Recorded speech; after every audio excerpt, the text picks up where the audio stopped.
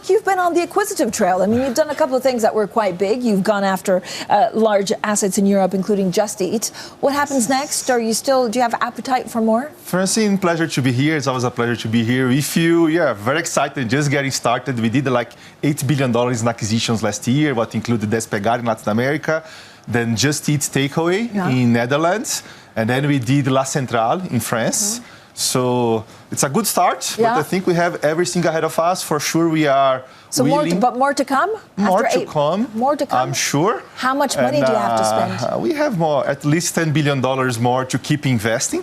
And I see so many opportunities. The world is changing a lot. Actually, I think we are starting to realize now we are in a new world order. In this new world order, everything changes.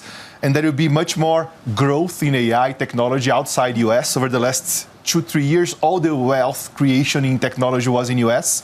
What we believe is that after this decoupling that is happening right now, we will see much more growth all around. So we are investing a lot in India. We did 5 IPOs in India this year. We are ready to do more acquisition investments and IPOs in India. I think India is growing a lot, more than 7%. It's the 4th biggest economy. We did a few acquisitions in Latin America. Now we have a very big group of tech there. And I think we can do much more. I think Latin America has a space to have $100 billion business there. And Europe is my passion. I committed to Europe. We did Just Eat Takeaway in La Centrale, like $6 billion in investments. And I think we can do much more. Hope we can move much faster. That's my... Okay, faster because you're frustrated with regulation in Europe. You were telling me that. But what do you want to go after? What will you do, for example, with your stake in Delivery Hero? Yeah. When we did the Just Eat acquisition, the commitment we had to do is to have to divest $3 billion before we can do more acquisitions. Right. I think this is a big mistake for Europe. I think Europe should be talking about how we invest more and faster. But actually, we are talking about how I divest faster. I think this is absurd. I think the competition authorities in Europe said no to the Siemens-Alstom deal 5 years ago to create a big transportation global business. We don't consolidate banks. We don't consolidate telecommunication. We are not consolidating or have a bigger group in food delivery. I think this is a mistake. I think this is...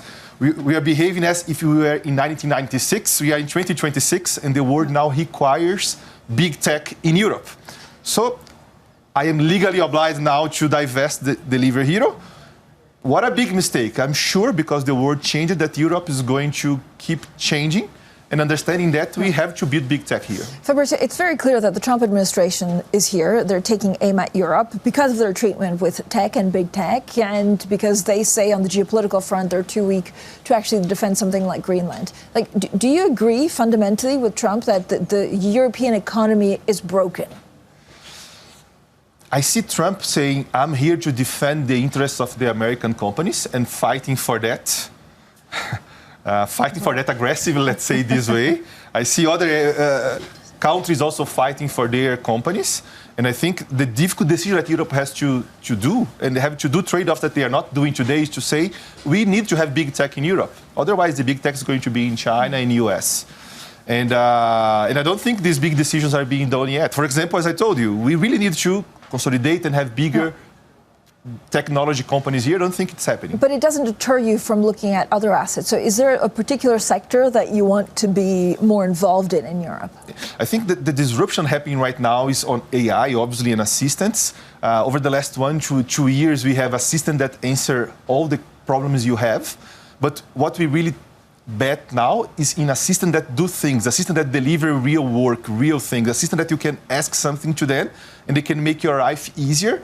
And we are a very big player on that. Outside of China and US, we are by far the biggest player. So we do food delivery all around the world with hundreds of millions of customers. We do travel, mobility, events, grocery, pharmacy. So I think the big thing for us is to connect the AI world to 1 billion customers where they can just ask and have their problems solved. So I think a few years ago, people talk about super app, like an app that do everything. I think the direction now is a system that connects the real world to the artificial intelligence world.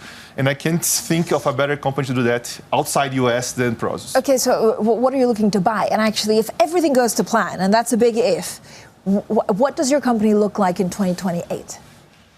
We are going to keep expanding in the position that we have today of marketplace that deliver, as I said, many real-world services and also e-commerce and payment to really take all the friction, and people, as I told you, can just ask your virtual assistant and have all those services delivered. So we are looking obviously for food delivery consolidation. We are looking for all the adjacencies, so we can really make our customer life easier. Does this super app or the super assistant, does it have to be European made because of friction with the US and US tech companies?